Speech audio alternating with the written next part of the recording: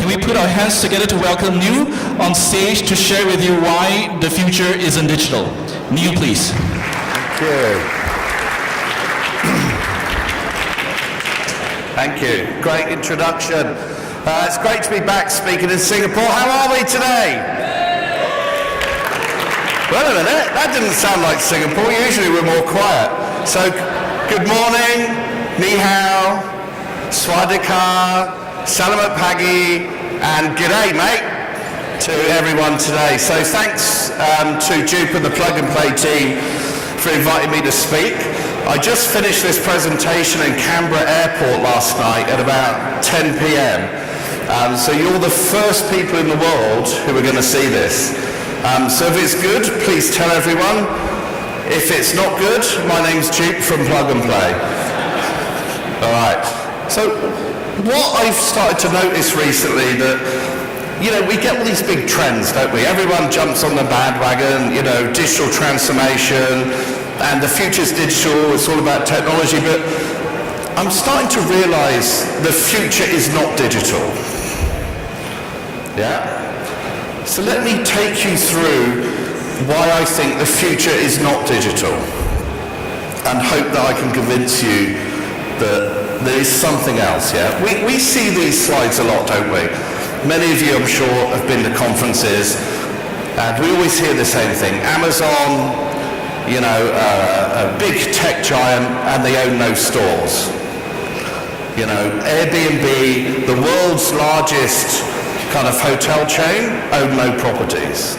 Yeah, Uber, the world's largest transport company, own no cars. Yeah, Ant Financial, the world's largest fintech, doesn't have a bank.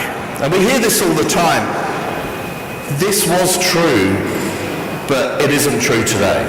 Yeah, we know that Amazon acquired Whole Foods back in 2017. So now Amazon have a lot of stores. We know Airbnb this year are building houses and apartments. So they are going to own property. We know that Ant Financial in Hong Kong a few weeks ago have got a bank license. They are a bank now. And Uber have been flooding the used car market because, funnily enough, they own a huge vehicle fleet. And so these stories from the tech companies that are meant to be 100% digital are no longer true.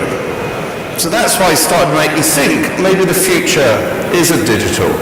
And we spend so much time talking about technology, don't we? Technology is, innovation's all about technology. Really? Innovation is not spelled APP, yeah? It has nothing to do with technology at all. It's not about AI, it's not about blockchain, it's not about any of the current trends. That's not innovation. I've been in technology since I was 11, yeah? I used to write assembler. In fact, back then, I had to write an artificial intelligence engine in 2 kilobytes.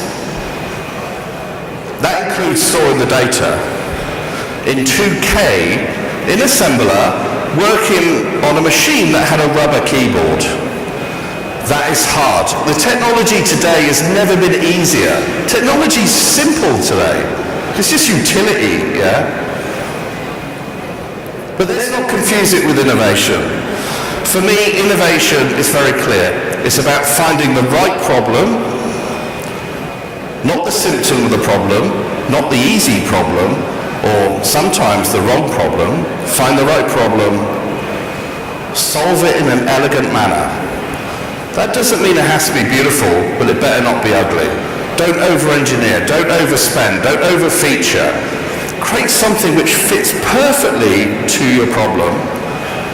So find the right problem, solve it in an elegant manner that's successful. So whether that's increased citizen satisfaction, customer sat, revenue, profit, reduction in cost, whatever your measure is, successful. So find the right problem, solve it in an elegant manner that's successful. That's innovation for me, full stop. I researched what technology actually means online. So technology is the application of scientific knowledge for practical purposes, or it's machinery and equipment developed from the application of scientific knowledge, or the branch of knowledge dealing with engineering or applied science. But we all think technology is circuits and code. Yeah? So you think it's about electronics and chips and hardware, or it's about software. Notice the distinct lack of those words in the description of technology. In fact, technology comes from the ancient Greek techne, which means art or craft, and logica, which means logic. And so actually technology is arty logic, or as I like to think of it, crafty logic. That's what the description of technology is, crafty logic. In fact, Facebook maybe should change their name to Crafty Logic. I think it fits them a bit better. For me, technology is just the sand and cement I use to solve problems, yeah? If we talk to people who build high-rises and say, what sort of company are you? They say, we're a property developer. They didn't say, we're a sand and cement company, would they? So technology is good at solving problems, but maybe we should be viewing it in a slightly different way. Look at these two companies. These two tech companies are great examples of technology innovation, yeah? We all know that. No, they're not. What made them successful wasn't technology. They have two innovations in common. Firstly, distribution model innovation. The fact that on any device I could get my media for music rather than walk into a shop. It got distributed down to my phone. It's a distribution model innovation. Same with Apple, same with iTunes and Netflix. Also, it's a pricing model innovation. I don't have to buy a whole album, or I don't have to buy a single DVD or a single film. I can get a subscription on Netflix. I can buy a single song on iTunes. That is the innovation. Now, it's delivered through technology, but you see my point. If you want to be successful, understand where you're innovating and what with, because distribution model, pricing model, business model innovation is incredibly powerful things. Let me tell you a story. I was very, very honored to speak at Europe's AI and Robotics conference a couple of years ago.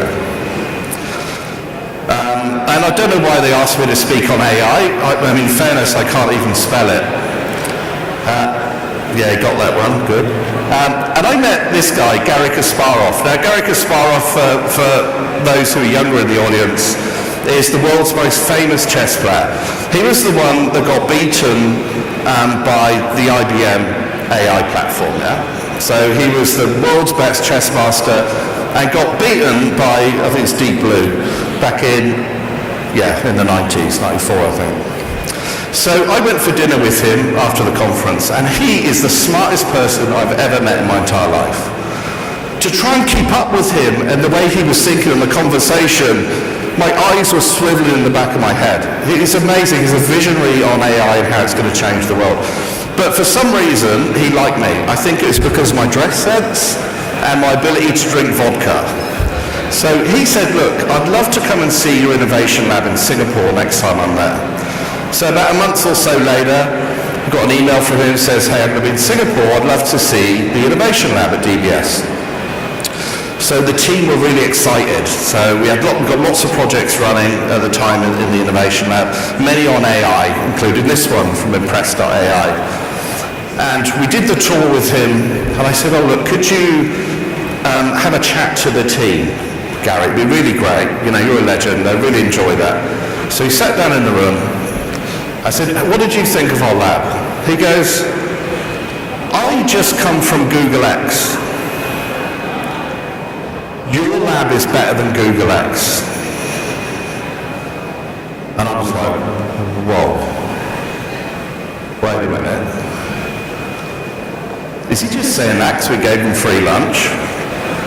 And I was shocked. We were all shocked. He said, let me explain. I went to Google X and they showed me how they could deliver a bagel using a drone to office workers.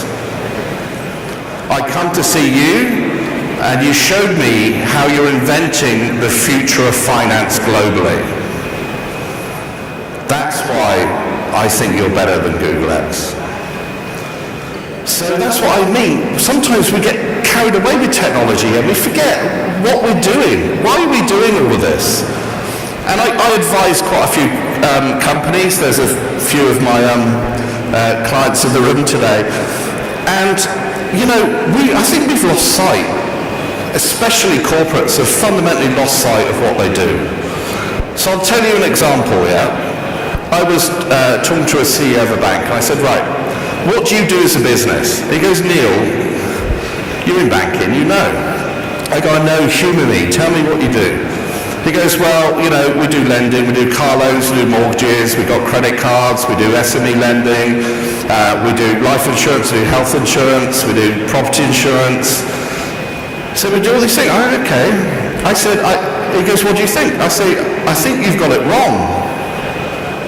I don't think you do any of that. I think you give people security. You give them insurance.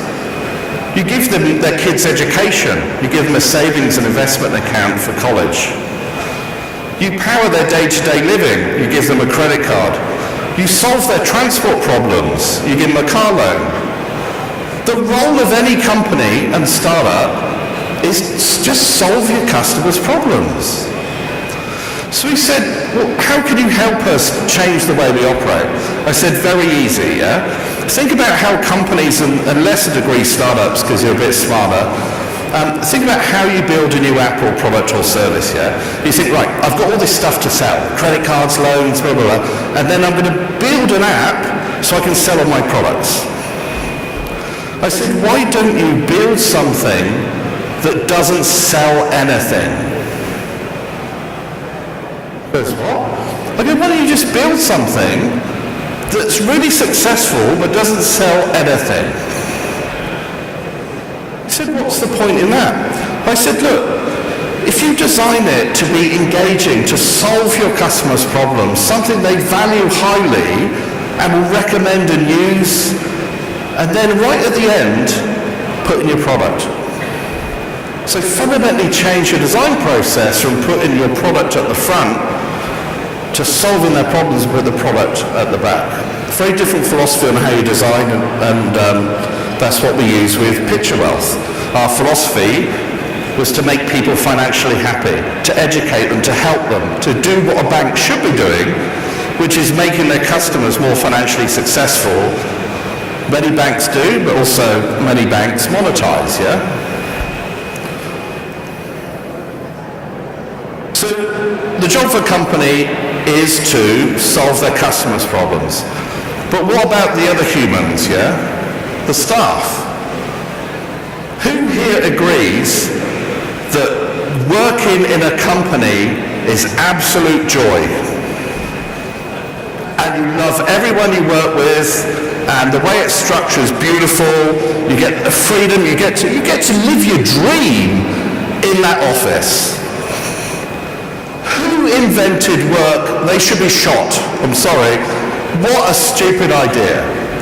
We go to a place we dislike, with people we really don't like, doing stuff which bores us. Who invented that? Well, guess what? It was us. But anyway, so how do you change that? How do you get your staff more inspired? A lot of people talk about culture change, like it's a mathematical model or a chart. Here's the culture, we change it to this, here's a graph. It doesn't work like that. Culture's like rubber, yeah? You stretch it, but you can't stretch it by force. You have to stretch it with inspiration. Inspire your staff to do their career's best work. Inspire them to do something different, yeah? Inspire them to learn. And then once you've stretched that culture, then you pin it into place with governance, KPIs, corporate governance, committees, to make sure it stays in that new shape. But keep inspiring, yeah? Also, we should think about our greatest asset, also known as our staff, is we should get them to be more experimental, to try new things. Think about a division in a company. So imagine a division of 1,000 people. You've got the person at the top and 1,000 staff below. And in most companies, what will happen is they invent a new product or service and the insight will come from one brain. The direction and the strategy will come from one brain, the person at the top. What a waste of human capital. There's 1,001 brains there, and because they're micromanaged, because it's hierarchical, because they're not allowed to fail, the one person at the top is the one who puts in their insight, right or wrong, and apparently it's 1,000 people who've got to execute it. What a stupid setup. And so if you can get people together, use things like design thinking, lean startup, learn from startups, experiment, give them the freedom to try something new, and the safety if they do a failure, which is really important. And you can get them to do their career's best work, then you'll have an unstoppable company. So if we do all of this, so we think about innovation more about kind of models, we use technology in the right place, we solve customer problems, we turn our greatest asset, we turbocharge them. The role of digital is not to replace people, it's to turbocharge them. If we do all of that, then we can enter the digital sea. Yeah? We can go into this digital sea and it's going to be amazing. And we're ready, we're primed for getting eaten.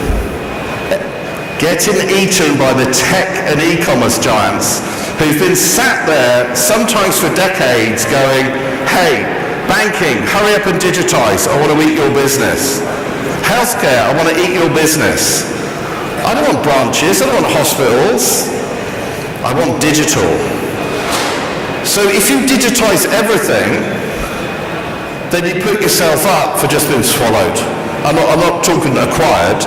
I mean, your customer's just gone, yeah? They've gone to Apple, like with Apple Card, gone to Amazon, who are doing lending, gone to Alibaba, doing payments. So if you do everything perfectly and do a brilliant digitization, you've just set yourself up for being the food in the digital sea. How can you stop this? You need islands. You need islands in that digital sea. And those islands are physical things, like Amazon realized. They need stores. Yeah? And those islands for a bank could be your branches, your process, your license, your people, your brand. So when you digitize, be very thoughtful about what you keep and what you let go. Don't think it's a process you can get rid of staff, you can get rid of physical assets. God, no. You need to be very smart about how you have the islands in the digital sea if you're going to survive. And so for me, the future isn't digital. The future is a combination. Maybe it's crafty logic, but for me, the future is hybrid. Thank you.